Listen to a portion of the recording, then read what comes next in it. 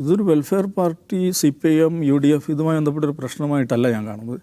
എന്ന് വെച്ചാൽ ഒന്നാമതൊരു പ്രശ്നം ഇന്ത്യൻ കോണ്ടെക്സ്റ്റിൽ മുസ്ലിം കർത്തൃത്വത്തിലോ മുസ്ലിം പശ്ചാത്തലത്തിലോ രൂപീകരിക്കപ്പെടുന്ന രാഷ്ട്രീയ സംവിധാനങ്ങൾ അവയ്ക്ക് ഒരു ഒരു ശുദ്ധി കവാടത്തിലൂടെ കടന്നു പോകേണ്ട, ഒരു സർട്ടിഫിക്കേഷൻ പ്രോസസ്സിലൂടെ കടന്നു പോകേണ്ട ഒരു അധിക ബാധ്യത ഉണ്ട് എന്നുള്ളതാണ് ഇതെല്ലാം കാണിക്കുന്നത്.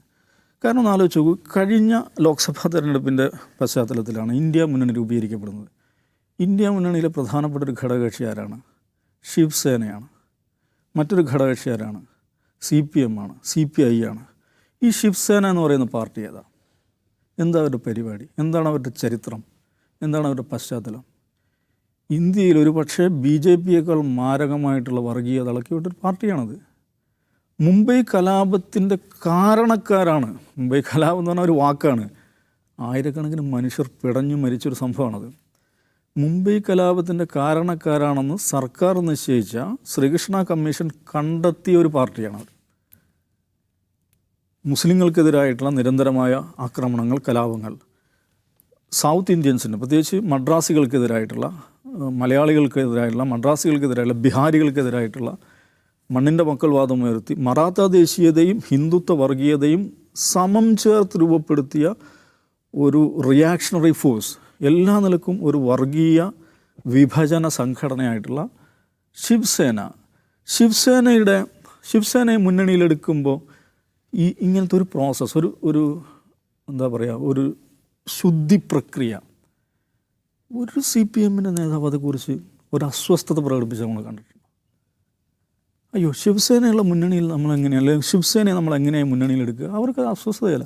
എന്ന് മാത്രമല്ല, മഹാരാഷ്ട്രയിൽ മഹാവികാസ് അഘാഡി എന്ന് പറയുന്ന ശിവസേനയാണ് അതിലെ മേജർ പ്ലെയർ എന്ന് പറയുന്നത്. അതിലൊരു ജൂനിയർ പ്ലെയറായിട്ട് CPM നിൽക്കുകയാണ്. അവർക്ക് അതിലൊരു അസ്വസ്ഥതയില്ലല്ലോ. അപ്പോൾ എന്തുകൊണ്ടാണ് അതൊരു വിഷയമേ അല്ല. ഇപ്പോൾ BJPയോടൊപ്പം രാഷ്ട്രീയ മുന്നണിയായിട്ട് നിന്നുള്ള പാർട്ടികൾ അവരോടൊപ്പം കൂടുന്നതിൽ ഈ ഒരു പ്രശ്നമേ ഇല്ല. ഇപ്പം DMK ആകട്ടെ, അല്ലെങ്കിൽ ADMK ആകട്ടെ, TDP ആകട്ടെ, തൃണമൂൽ കോൺഗ്രസ് ആകട്ടെ, ഇവരൊക്കെ പല ഘട്ടങ്ങളിൽ BJPയുമായിട്ട് സഖ്യത്തിൽ ഏർപ്പെട്ടുള്ള ആളുകളാണ്. അവരെ സഖ്യത്തിലെടുക്കുന്നതിലോ അവരോടൊപ്പം സഖ്യം ചേരുന്നതിലോ ഈ പറയുന്ന മതേതര സെക്യുലർ സർട്ടിഫിക്കേഷൻ എന്ന് പറയുന്നൊരു പ്രശ്നം വരുന്നില്ല. ശിവസേനയെപ്പോലെ പ്രഖ്യാപിതമായ വർഗീയ ഉള്ളടക്കമുള്ള ഒരു പ്രസ്ഥാനത്തിനോടൊപ്പം ചേരുന്നതിൽ പഞ്ചാബിൽ അകാലിദളൊരു ഫ്രാക്ഷനുമായിട്ട് CPM സഖ്യത്തിലായിട്ടുണ്ട്.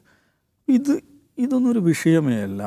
മുസ്ലിങ്ങളുമായി ബന്ധപ്പെട്ട, മുസ്ലിം പശ്ചാത്തലമുള്ള, മുസ്ലിം കർത്തൃത്വത്തിൽ രൂപീകരിക്കപ്പെടുന്ന ഏത് പൊളിറ്റിക്കൽ ഫോർമേഷനാകട്ടെ, അവർ ഞങ്ങളുടെ ഈ മതേതര തമ്പുരാക്കന്മാർ എന്ന് പറയുന്ന, ഞങ്ങൾ മതേതര തമ്പുരാക്കന്മാരായിട്ട് ഇവിടെയുണ്ട്. ഞങ്ങളുടെ ഒരു ശുദ്ധി സർട്ടിഫിക്കറ്റ്, ഞങ്ങളൊരു ശുദ്ധി പത്രം നേടാതെ നിങ്ങൾക്ക് പൊളിറ്റിക്കൽ മെയിൻ സ്ട്രീമിലേക്ക് വരാൻ പറ്റില്ല എന്ന നിലപാടാണ് അടിസ്ഥാനപരമായിട്ട്. അത് CPMൻ്റെ നിലപാടെന്ന്, കോൺഗ്രസ് നിലപാടെന്നുള്ളതല്ല.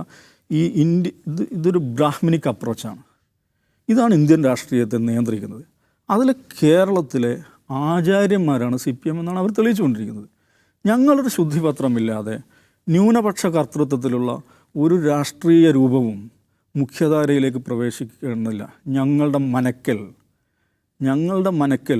ഞങ്ങളുടെ പടിപ്പുരയിൽ കാത്തു നിൽക്കുക എന്നുള്ളത് മാത്രമാണ് നിങ്ങളുടെ വിധി എന്നാണ് അവർ പറഞ്ഞുകൊണ്ടിരിക്കുന്നത്. ഇതവർ ദീർഘകാലം INLനോട് പറഞ്ഞതാണ്.